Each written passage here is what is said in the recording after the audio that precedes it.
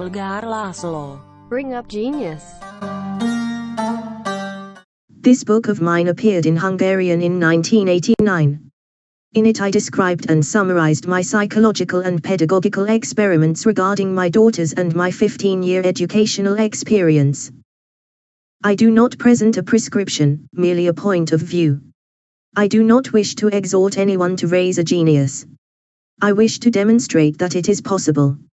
I urge no one, I encourage no one, everyone must decide for themselves what they wish to do. I can only pass on my pedagogical system, and guide everyone along the road that I followed, confident that it is possible and worthwhile to raise geniuses, for they can and indeed have become happy people. My daughters are grown now, they are practicing their professions and raising their own children. They wish to raise them as fulfilled, creative, and happy people, as they themselves are. In my conception, education is good for the individual and desirable and useful for society. A genius is a collective creation who becomes a communal treasure. Let us not fear to raise our children with optimism and courage, without begrudging the material expense. Prodigies are not miracles, but natural phenomena, indeed they must be formed as natural phenomena. Parents and society are responsible for the development of the children's capabilities. A large number of geniuses are lost because they themselves never learn what they are capable of. Our experiment, our program, and our way of life has been repeated independently many times throughout the course of history. Consider primarily the childhood stage of a genius's life. We wish merely to elucidate them and endeavor by this to elevate them to a theory. I wish you successful child raising. Budapest, 2004. Mysteries of Pedagogical Experiments. 1 instead of an introduction. The Polgar family. If I am not for me, who is then for me? But if I am only for me, why do I live? The Talmud. No one is a prophet in his own town. Proverb. The truth is very often persecuted, but never suppressed. Livy. If, in the 50s or 60s, anywhere in Western Europe one said, I am Hungarian, the first reaction from those around was probably, Hungarian. Then Pusk, football 6-3, and the door for communication closed. The first reaction at the end of the 80s was most often, the Polgar sisters' chess and the Olympic Games in Seoul. How did you live with this unusual popularity? It also happened for us, that people in the West did not know who we were, and then people started talking about the Polgars and Ero Rubik. We were amazed and at the same time delighted to learn that we were those Polgars. We were the Hungarian miracle, the three sisters, the world-famous children. Around 40,000 favorable articles appeared about us. Of course people did also write favorably about us, mostly in Eastern Europe.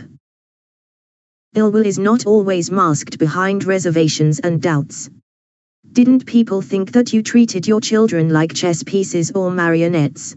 If we considered our daughters as manipulable figures, merely as objects and not as subjects of education, would we have been able to attain such a result? Without the active collaboration of their open, freely chosen, independent agency and personhood, we could have achieved nothing. In this kind of education, the active participation of the child is almost as important as that of the educator. If they had not wanted to cooperate, they would truly have been marionettes, but from marionettes you cannot raise geniuses. I do not restrict them, on the contrary, I provide the possibility for children to attain the highest possible level of freedom. I open doors to freedom. In practice I create the opportunity for them to do what they love. Apart from that, I take care of them, nurture their psyches, and manage them in specific areas. I smooth their paths. Do not misunderstand me. During the past 20 years I have sometimes happened to say, look, children, you must do it this way. But that is not characteristic.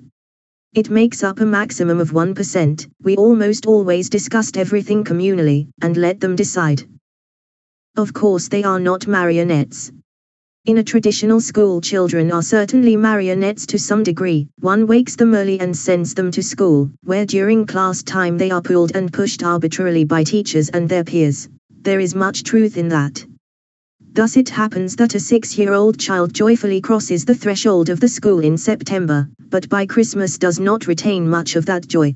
I believe you, one cannot form a creative person without independence, and one cannot guide even your children to the summit against their will. However, it does not follow that this kind of child will be happy, or that they will stay fulfilled throughout their life. No, and I never said that every outstanding person is logically a happy one. A person's potential and self-estimation does not necessarily coincide. It can happen that someone is a genius and unhappy at the same time. Joyless, for their life is unhappy, the people around them do not accept them, they have not been successful in attaining some intended end goal, some sure thing has developed unluckily, etc. But at the same time the opposite can happen.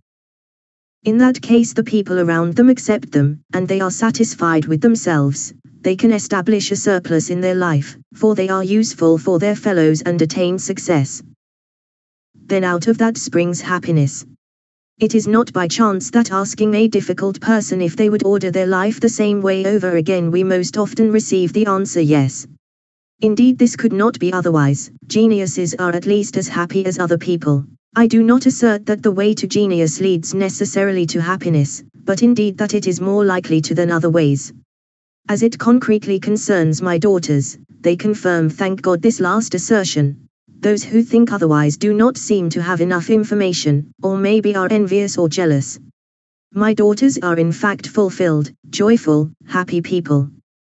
Those who know them personally can confirm this. Permit me to ask about personal matters.